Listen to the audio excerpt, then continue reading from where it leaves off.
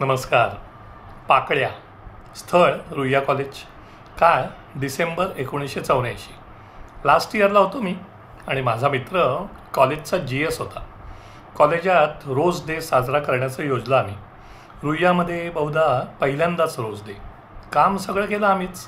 दादर फुल मार्केटला गेलो, टॅक्सीने गुलाब आणले. इथपासून ते रोज क्वीन जाहीर करण्यापर्यंत रोज डे संपला आणि आमच्याजवळ शिल्लक राहिलं खूप समाधान, आनंद इत्यादी इत्यादी आणि अक्षरशः 10-20 किलो पाकळ्या. काय करायचं समजे ना आम्हाला त्या पाकळ्यांचं.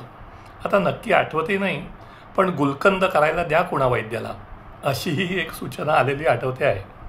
त्यानंतर काही वर्षातच आमच्या ग्रुपमधल्या एका मित्राचं लग्न ठरलं. मधुचंद्र, सुहागरात वगैरे हिंदी सिनेमात पाहिलं होतं आणि हे तर पहिलं लग्न. मग काय, बेडरूम, बेड इत्यादी सजवायला आम्ही मित्र सगळे लागलो कामाला. पुन्हा एकदा गुलाबाच्या पाकळ्या. पांढऱ्या शुभ्र बेडशीटवर लाल गुलाबाच्या पाकळ्यांचं हृदय, त्याला छेदून जाणारा शेवंतीच्या फुलांचा बाण, कडेला अजून झेंडूच्या पाकळ्या वगैरे.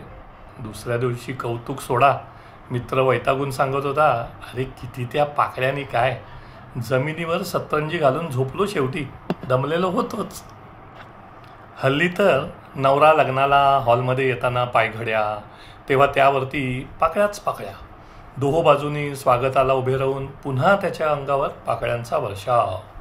हळद समारंभातही हल्ली पिवळ्या केशरी फुलांच्या पाकळ्यांनी फुलांची हळद संपन्न होते. तांदूळाच्या अक्षतांऐवजी पाकळ्यांचा वर्षाव केलेलं लग्नही पाहिलं आहे मी.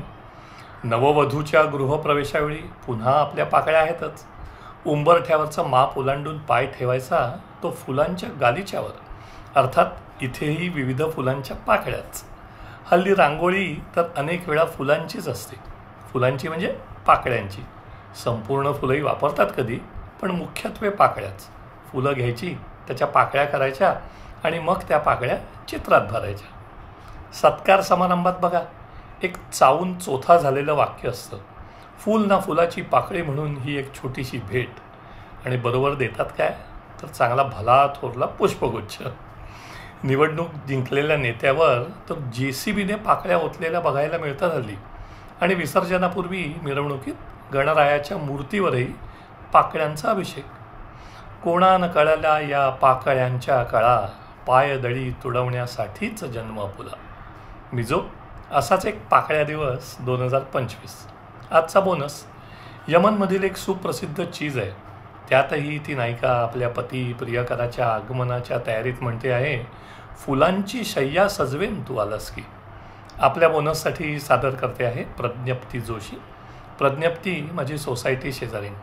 गोड आवाज आणि मस्त लागलेल्या सुरांमध्ये प्रज्ञप्ती म्हणते आहे, मैं वारी वारी जाऊंगी प्रीतम पर. नमस्कार.